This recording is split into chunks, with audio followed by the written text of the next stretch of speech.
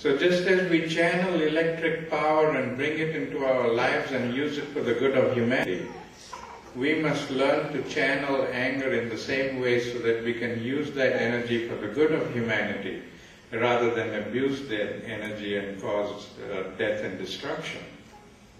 He taught me to write an anger journal.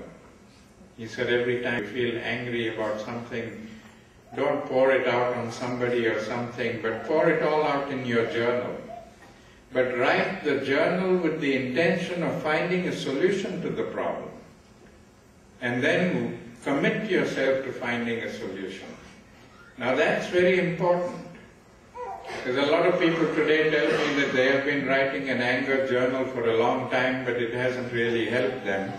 Because every time they go back and read the journal, they are reminded of the incident and they get angry all over again. Now we don't want to be reminded of the incident and we don't want to get angry all over again. We want to be able to put that behind us. So it's very important that we write the journal with the intention of finding a solution and then commit ourselves to doing this. After learning this profound lesson from grandfather, I decided to test him and see whether he himself had learned the lesson or not. And at that time he was not only fighting the British for India's independence, but he was also concerned about the emancipation of the Indian women, the education of young children, the emancipation of the so-called untouchable people. All of these things were uppermost in his mind. And so he had programs devised in all of these different fields there. But at that time the funds were controlled by the British, and the British were not willing to fund grandfather's programs. So he realized that he would have to find his own funding. And he decided the easiest way for him to raise the money that he needed for this was to sell his autograph. And he put a fee of 5 rupees for each autograph. And every morning and evening, when hundreds of people would assemble for his prayer services, all of them would come and seek his autograph. And while I was living with him, it was my duty to go out into the audience and collect the autograph books and the money and bring it to him for his signature. And one day I thought to myself, I said, if everybody could get his autograph, why not me? After all, I'm his grandson and I deserve an autograph too. And so I got myself a little autograph book and I slipped it into the pile because I didn't have any money to pay him, hoping that he wouldn't notice the absence of money there. But he was very shrewd, and when he came to that book, he said, why is there no money for this autograph? And I said, because it's my book. And he said, well, you should know that I don't make an exception even for grandsons. That if you want an autograph, you will not only have to pay me for it, but you'll have to earn the money and pay me. Don't ask your parents for it. And I said, no way. And you are my grandfather and I'm going to make you give me this autograph, please. And he laughed and said, all right, let's see who wins.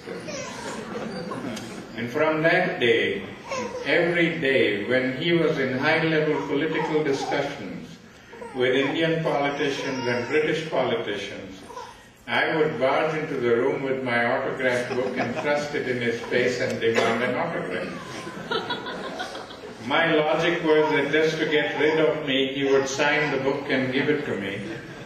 But instead, every time I became too boisterous, all he did was press my head against his chest and went on talking politics. I don't remember his ever telling me to get out of the room and leave him alone. In fact, on many occasions, the other politicians used to get exasperated and tell grandfather, why don't you give him the autograph and send him away? He keeps disturbing our meetings here. And grandfather would only laugh and say, this is a private joke between the two of us, you don't have to get involved. The long and short is that he never did give me that autograph. And he never ever told me to get out of the room.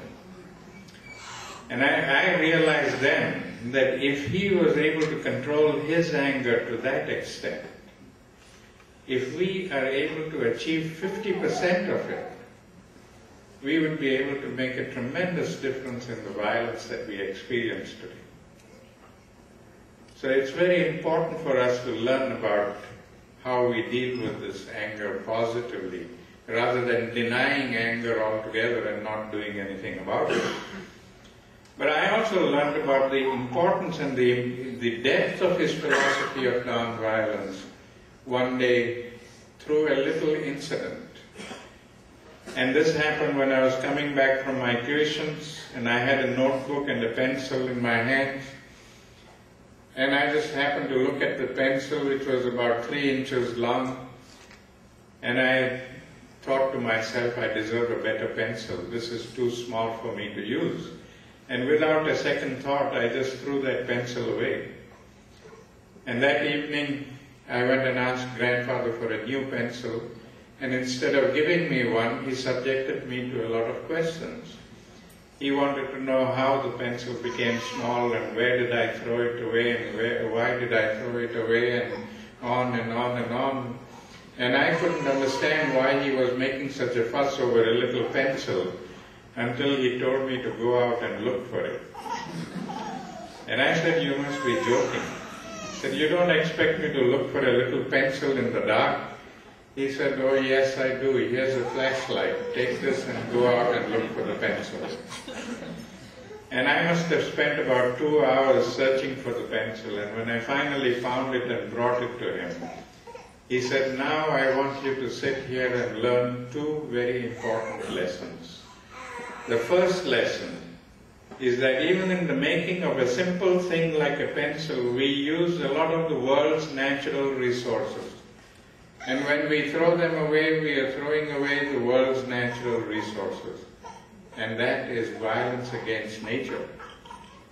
And the second lesson is that because in an affluent society, we can buy all these things in bulk, we overconsume the resources of the world. And because we overconsume them, we are depriving people elsewhere of these resources, and they have to live in poverty. And that is violence against humanity. And that was the first time I realized that all of these little things that we do every day, consciously and unconsciously, add to the violence that we are experiencing in the world today. To drive home this message, to make me understand it properly, he made me draw a family tree of violence on the same principles as a genealogical tree, with violence as the grandparent, and physical violence and passive violence as the 2 offsprings. And every day I had to analyze everything that happened during the day. All the experiences that I had to be analyzed and put in their appropriate places on that tree.